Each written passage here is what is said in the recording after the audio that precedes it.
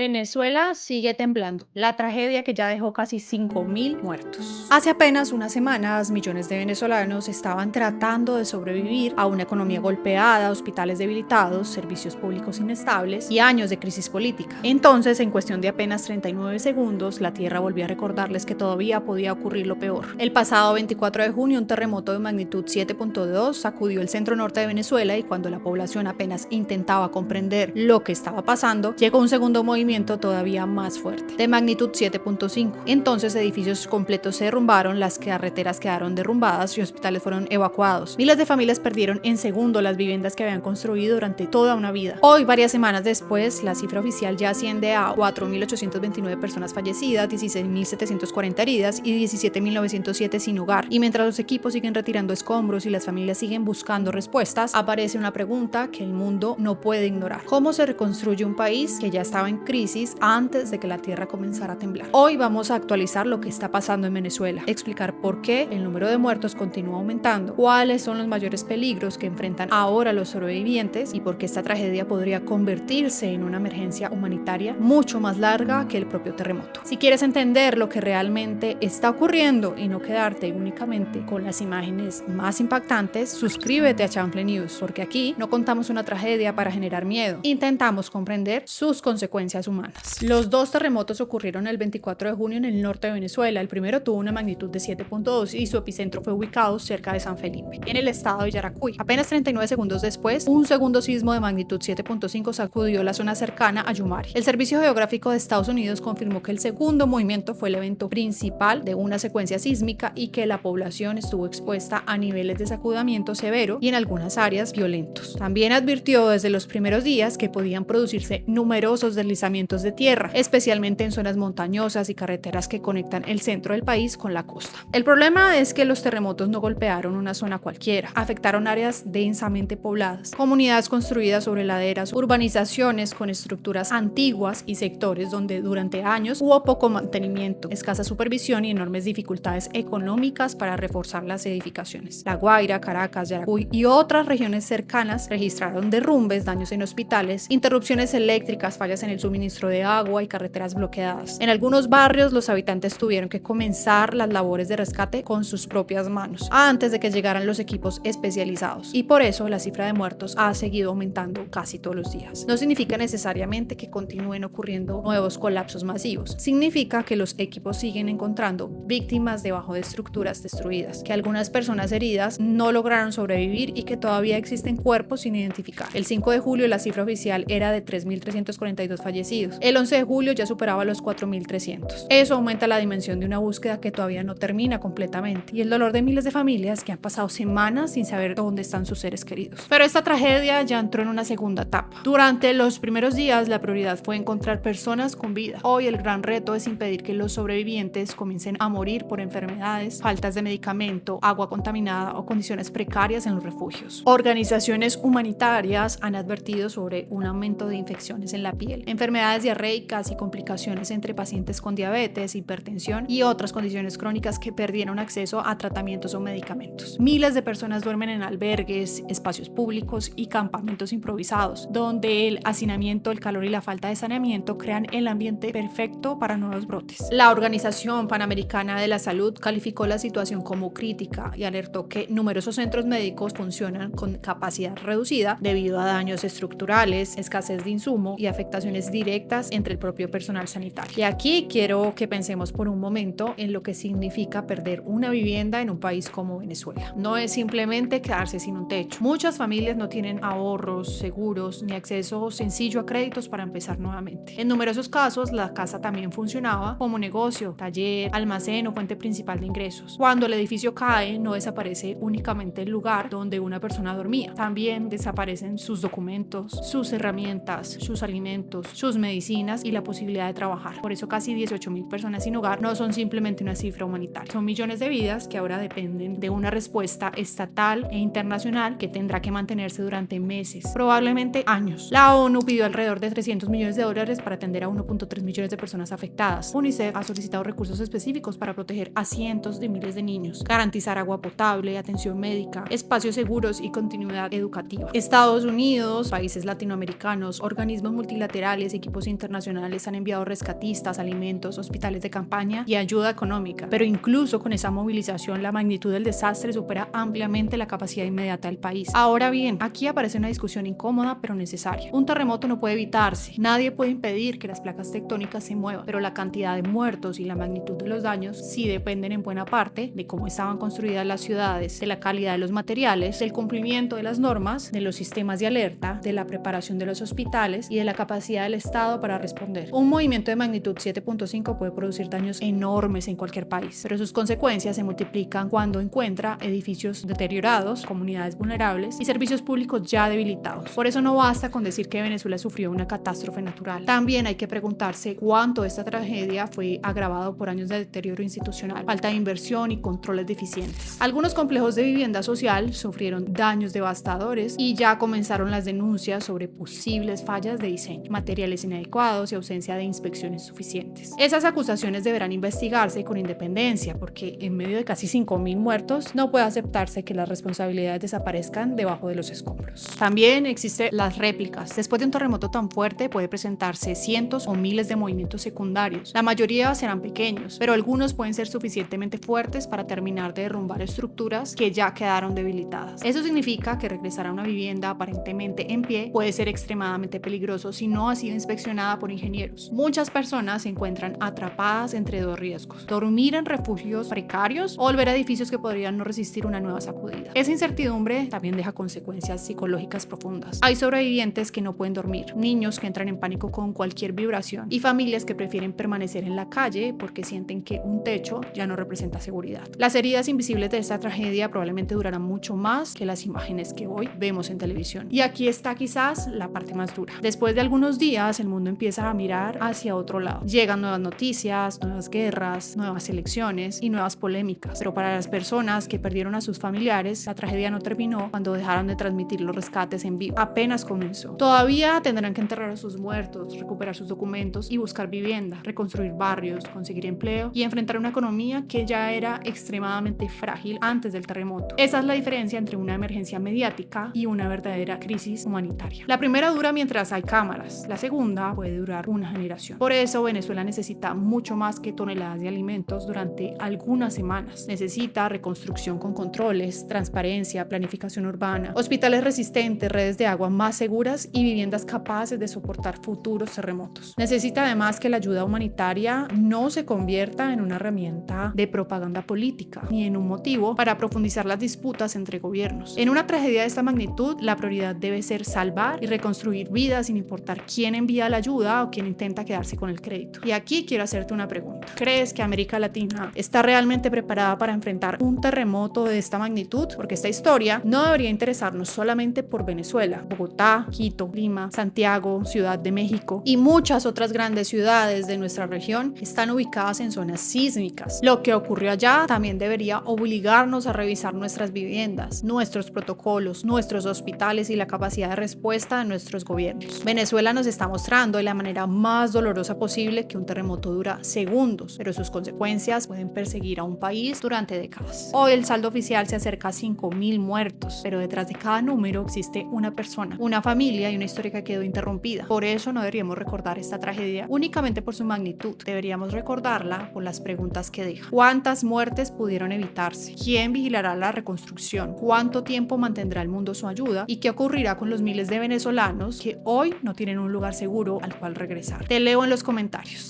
Y si llegaste hasta aquí, escribe la frase: Venezuela no puede quedarse sola. Suscríbete a Chanfle News, comparte este video para que la tragedia no desaparezca de la conversación. Y recuerda algo, la tierra dejó de temblar con la misma fuerza, pero para miles de familias venezolanas la vida todavía no ha dejado de moverse.